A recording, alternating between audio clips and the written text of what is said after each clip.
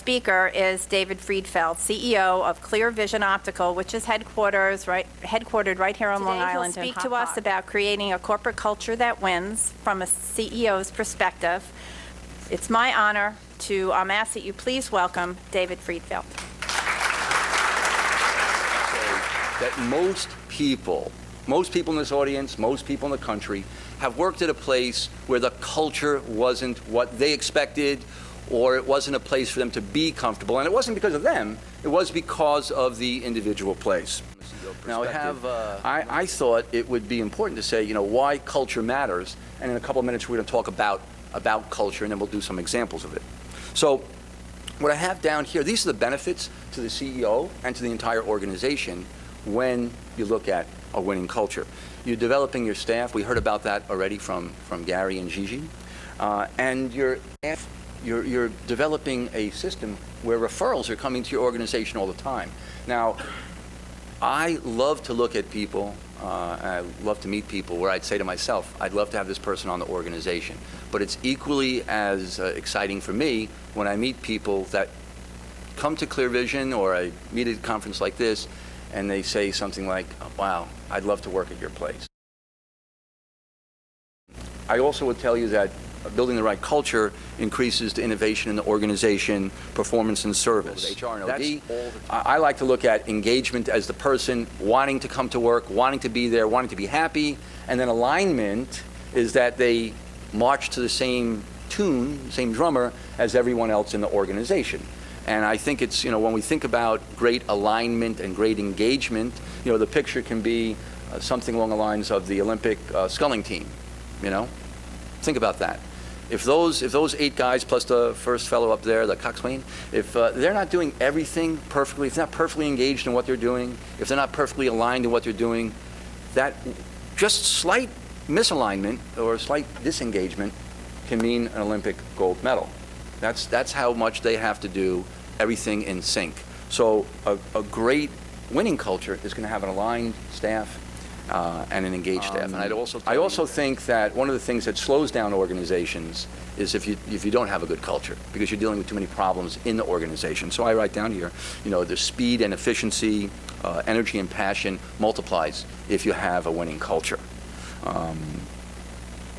Your staff turnover, for example, just as a point, will go down. I have some friends. I would say that culture is the glue that holds an organization together.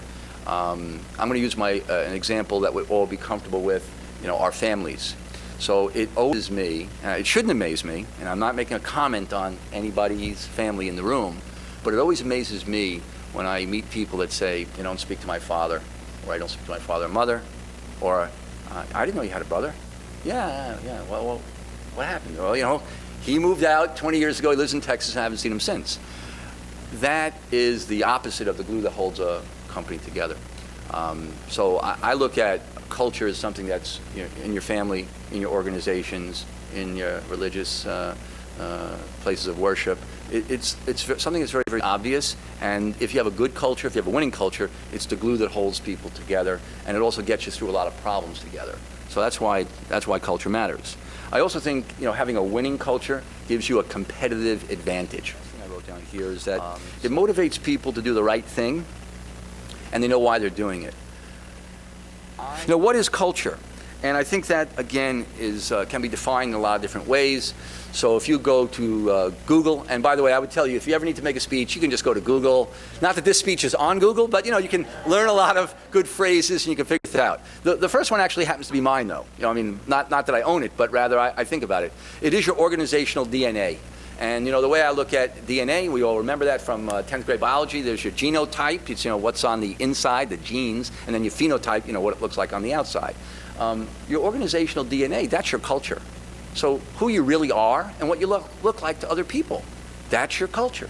Your behavior, your attitude, your action, your values, and your relationships, that's the culture. Now, I'm sure there's some very fancy ways to describe it, but I love that. It's what you look like, and it's who you are, and that's your culture. And oftentimes in family businesses like ours, and in many family businesses here, that culture comes from the owner.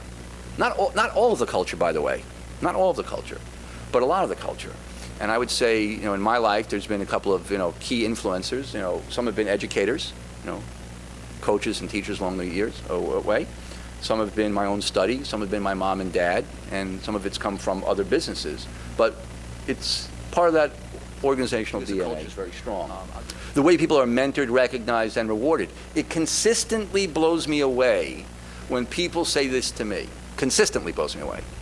I've never talked to the company president before. And I'm thinking to myself that, people should be able to speak to the president. The president's not special, When I hear things, and I hear this, again, from the staffers around the country, gee, we never heard from the president of this other company I work for.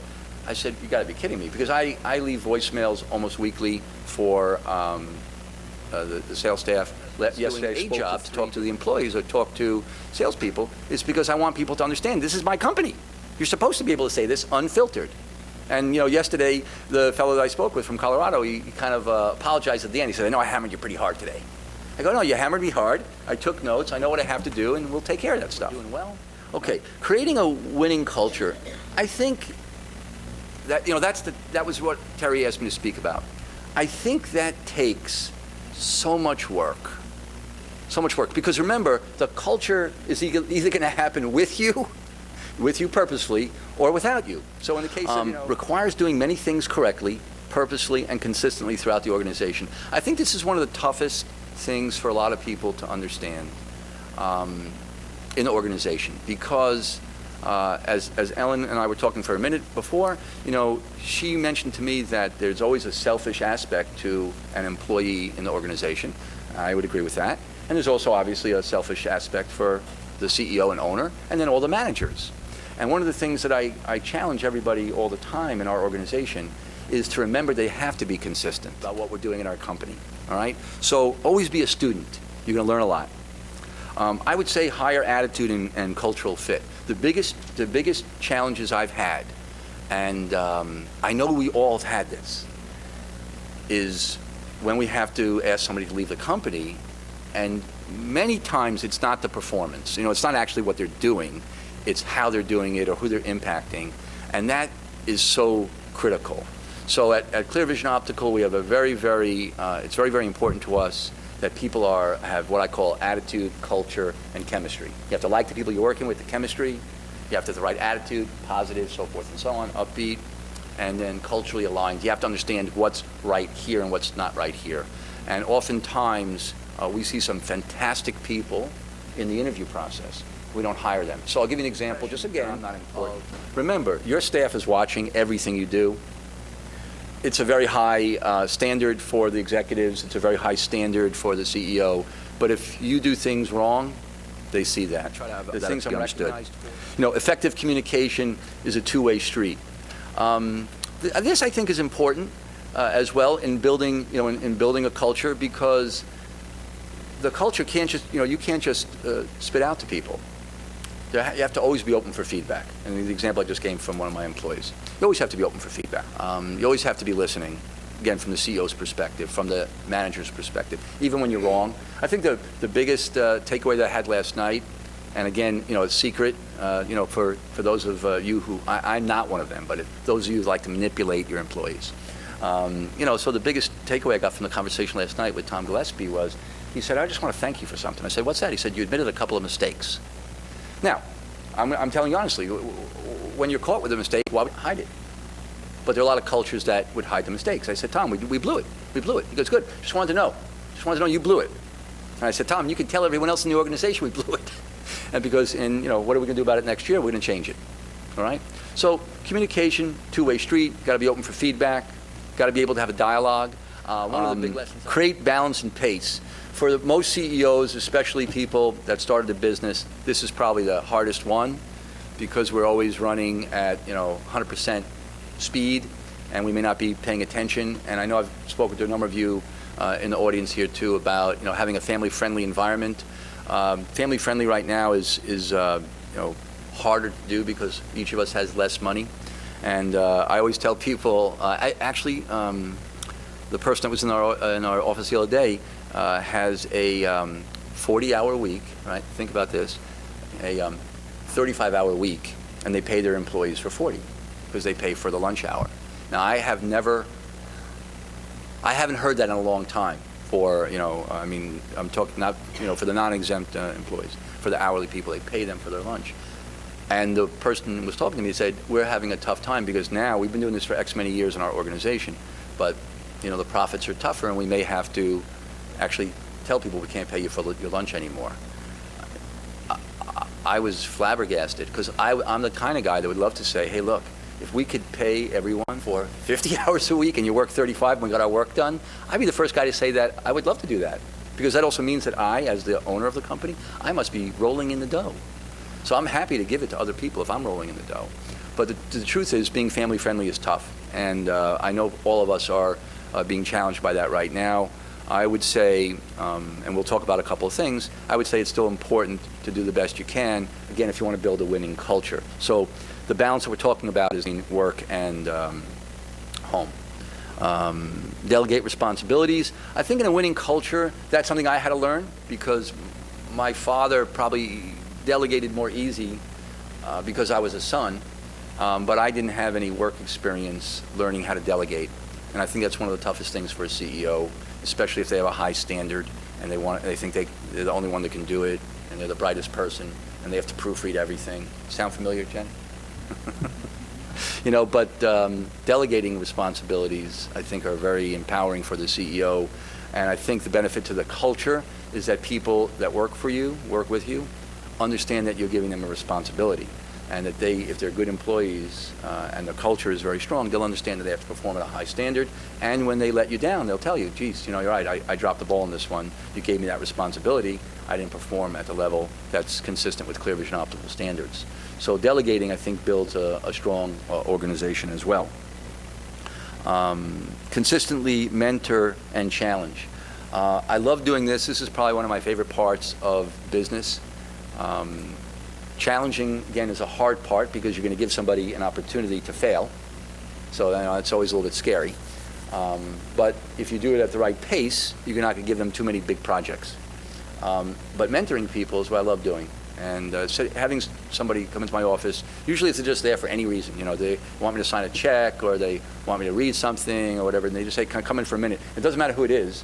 I always ask them to sit down for 5 or 10 minutes, kind of find out what's going on in their life, ask them a couple of quick questions, and then start mentoring. And it's amazing what impact that makes, again, from the CEO to the culture, because that person's going to go out and tell everyone in the organization, President actually spent time with me. I'm 28 years old. I'm a clerk in accounting, and I've only worked here for 3 weeks. But I'm consistently mentoring people in the organization. That's, again, how you build the culture, because you're being consistent. Next slide. Okay. Value and appreciate others. That's why I started to write it. Okay. Celebrating successes. Again, I would tell you that this is probably one of my tougher parts, really big on celebrating success. I think that comes from my dad. So I had to learn how to do this. And we do celebrate successes a lot in the organization. That's something I have delegated to other people. And I'm glad I've done it because those people do a great job. And for those of you that know us, a lot of times you come to the company and you go, you're having another party? You're having another this? You're having another? But that's because we do celebrate the successes a lot. Debrief frequently.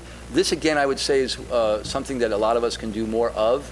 I'm speaking from personal experience, but I know that a lot of people don't have the time to do this. When things go wrong, I would encourage you to take it apart pretty quickly. And believe me, almost everything goes wrong on a daily basis if you're paying attention from the CEO's perspective. Things are going to go wrong. Take it apart. How did this happen? Not whose fault is it. That's not it. What I always say, it's always about the process. We'll figure out the process. It's not about the people. Because if the process is right, people can do a good job. If the process is wrong, people cannot do a good job. Now, if the processes are perfect, then everyone should be able to perform. But generally speaking, it's not about the people. It's about the process. So if you debrief frequently, you'll also create a culture of constant innovation. Because you're always going to say, how did this go wrong? I thought everything was fine. I thought we were able to order paper on a regular basis and have invoices here, and it's our busiest day of the month. We don't have invoices. What happened? And it's because of a system, not because of a person. That's what's critical. So we debrief frequently and try to understand how things happen wrong. And the last point, which would mean for the 12th month, if we do something every month, create a positive work environment. I think that is very important. In my organization, I'm the kind of guy that I'm not a good actor. It's not what I do. I'm kind of, I wear it on my sleeve. So if I'm not feeling good, people can see it. They're able to come in and say what's on your mind. But the goal, of course, if you want to be in a winning culture, is to create a positive work environment. And that's a responsibility for the CEO and the senior executives. Use Facebook. So when people come to our internship program, they actually go to class. They are taught how to make a resume, how to interview, what LinkedIn is, how to use Facebook, what not to put on Facebook, so forth and so on. I teach a course every semester for books, so we read a book together, and it's a class, something like we're doing now, kind of a little discussion. And they get a chance to meet every one of the executives in the company, and that executive tells their story and how they came there. So it's a very, very, very official internship program. And in fact, WWFD, what would Fred do? That's my dad, Fred. So yeah, I guess there's other ways you can look at it, right? Yeah, WWFD. What would Fred do? We try to create an organization that has people think like owners. And that's one of the biggest challenge for CEOs. How do we get everyone to think like us so that when they see something wrong or they want to innovate, that they're able to do it? Because CEOs do it because they own the place or they're the president, they're the guy in charge. But we've created this, and we track it, and we talk about it. A good thing that we do, and a good thing for Long Island, of course. Employee education, we believe in that. We track it. That's something that I always say to people we're not doing enough of. Our goal is to have 100 hours a year per employee, which would, if you think about it, it's 2 hours a week.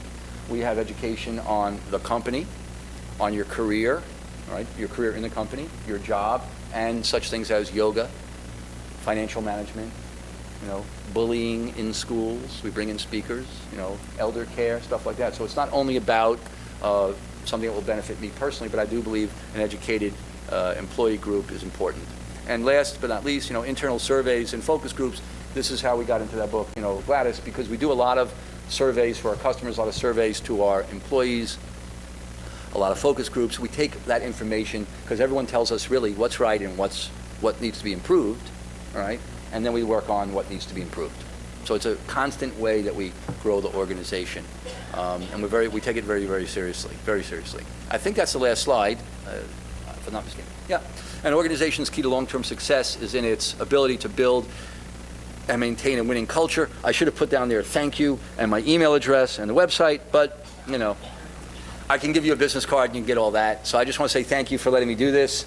Let me have a good time.